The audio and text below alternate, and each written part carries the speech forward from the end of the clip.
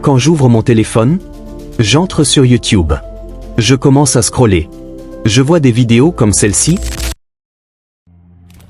Coca-Cola spend endless billions on advertising every year. All the way to Mars to live in your brand new home, a $500 million biosphere. Ou comme celle-là. Tu as ta boutique Shopify et que tu as déjà dépensé en publicité, publié du contenu, envoyé des emails, bref. Rockefeller. Not only was he the world's first billionaire, he's one of the richest people in history. His empire, Standard Oil, became the most... Des vidéos magnifiques. Des montages propres. Des transitions fluides. Des images qui donnent envie. Et là, une pensée me frappe. Pour moi, c'est passé. Moi aussi, je veux faire des vidéos comme ça. Mais juste après, une autre pensée arrive. Beaucoup plus dure.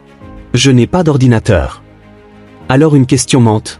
Comment devenir un vrai monteur vidéo sans ordinateur? À cette époque, pour moi, le montage vidéo, c'était forcément un ordinateur puissant. Adobe Premiere Pro, DaVinci Resolve, Filmora, de bons logiciels professionnels. Mais moi, je n'avais rien de tout ça. J'ai regardé mes économies. J'ai fait les calculs. Acheter un ordinateur? Impossible. Et là, j'ai failli abandonner. Mais attends, je regarde mon téléphone. Et je me dis, et si ce téléphone était déjà suffisant?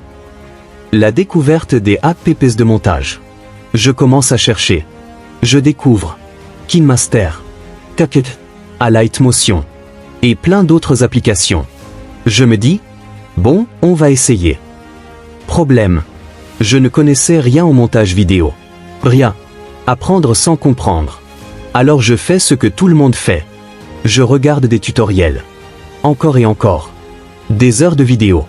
Mais soyons honnêtes, si quelqu'un m'avait demandé à l'époque, explique-moi vraiment ce que tu fais, je n'aurais rien su expliquer. Tout ce que je savais faire. Déposer une vidéo sur la timeline. Ajouter des photos. Mettre de la musique. Ajouter quelques effets. Faire une voix off. Et le pire? Moi-même, je n'aimais pas ce que je faisais. Mais quelque chose d'étrange se passe. Les gens dans mon quartier commencent à dire: Ouah, tu es un pro. Tu montes trop bien. Tu fais des vidéos professionnelles. Et moi, dans ma tête, je me disais: toutes les choses qu'il a parlé, ça a parti dans la délo. Tout le monde. Si seulement vous saviez. Mais ça m'a fait comprendre une chose importante. Le public ne voit pas les logiciels. Il voit le résultat. Au début, je pensais que un bon montage égale beaucoup d'effets, beaucoup de transitions, beaucoup de mouvements. Alors je surchargeais mes vidéos. Mais plus j'apprenais, plus je me sentais bloqué. Je voulais du pro, mais je ne savais pas comment l'atteindre. Un jour, je tombe sur des créateurs différents. Ils ne parlaient pas d'effets compliqués, de transitions incroyables. Ils disaient une chose simple.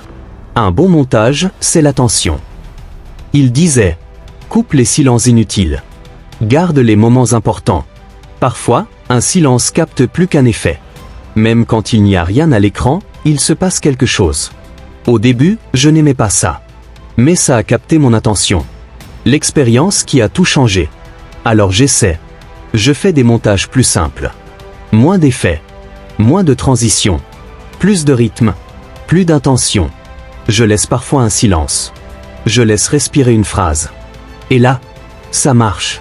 Les gens regardent plus longtemps. Les vidéos retiennent l'attention. Et je comprends enfin une vérité essentielle.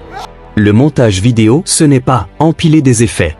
Utiliser le logiciel le plus cher. C'est savoir raconter. C'est savoir retenir l'attention. C'est savoir quand couper et quand laisser. Aujourd'hui, je peux te dire une chose clairement.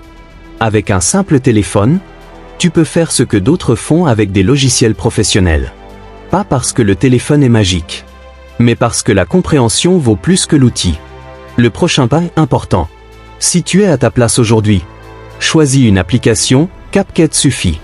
Fais des montages simples. Coupe les longueurs inutiles. Pense à l'attention, pas aux effets. Progresse vidéo après vidéo. Ne cherche pas à être parfait. Cherche à être clair. Je n'ai peut-être pas encore les meilleurs logiciels. Mais j'ai compris une chose. Le professionnalisme, ce n'est pas l'outil que tu utilises. C'est la manière dont tu l'utilises. Avec un téléphone, je peux faire l'affaire. Et toi aussi.